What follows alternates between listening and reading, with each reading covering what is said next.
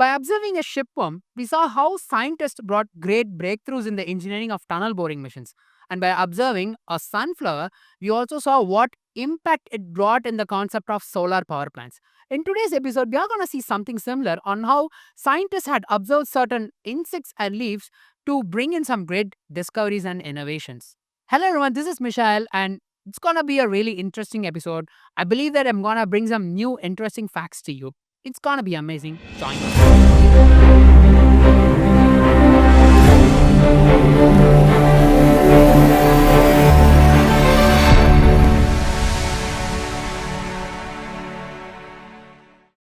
When we start to see each and everything as God's creation, the way we see the perspective is really going to change.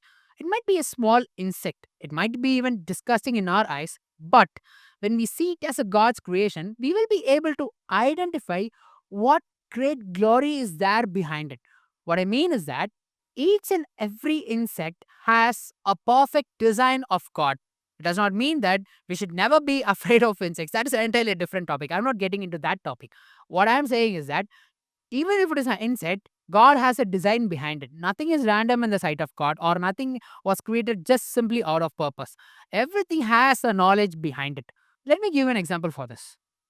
In today's world, air conditioning is something very common, or no matter how big the building is, skyscrapers or shopping malls, all buildings have entire air conditioning systems, and it is a very common in these days. But this was not the scenario 20 years back. 20 years back, in certain countries, if they had to install an air conditioning system for an entire shopping mall, it would cost them a lot, because some countries like Zimbabwe, they had to import the spare parts and they had to import the entire material from other countries. So obviously the cost was gonna go very high. In that case, there was one architect called Mike Pierce. What he did was he built an self cooling building, or we can call it as a building which had an artificial cooling system, that it did not need any external cooling factor for it.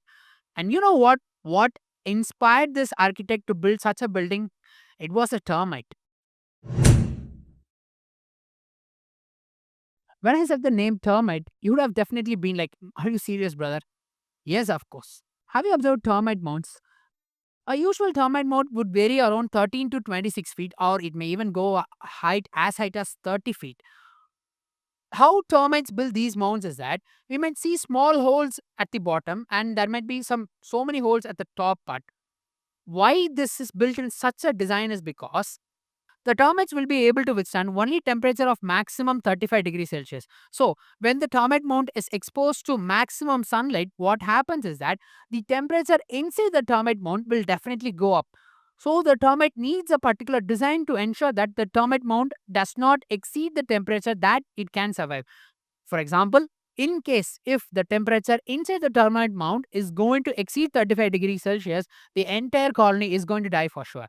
So what happens is these termites, when they build these mounds, they build in a certain pattern in a way that air, when it enters from one side, it exits from the top. This method is called passive cooling.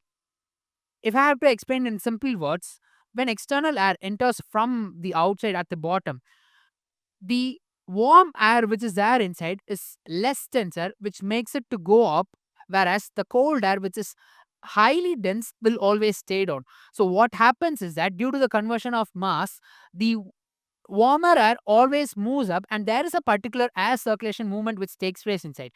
This ensures that the termite mound always stays in a particular temperature. It does not exceed the temperature than the termites can tolerate.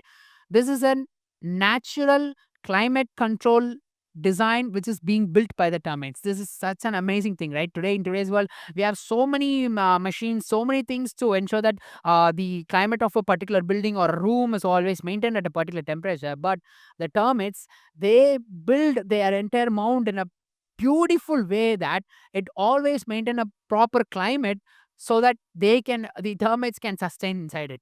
Now, the architect Mike Pierce, he admires all these termite mounds, and he learns from this structure, and he designs his building in the exact same way. What he does is he builds a 7-floor building just exactly how the termite mound is built. What he does is that he keeps a giant fan at the bottom floor, ensuring that external air flows from the outside inside the building through this vent, and there is a vent in each and every floor. So what happens is the outside air flows in each and every floor, and the warm air which is there inside each and every floor goes upward and comes out of the chimney. This ensures that the entire building is always maintained in a proper temperature. This is called as the passive cooling method. Now, a science student might understand how much design and planning and equipment is required for building a structured building.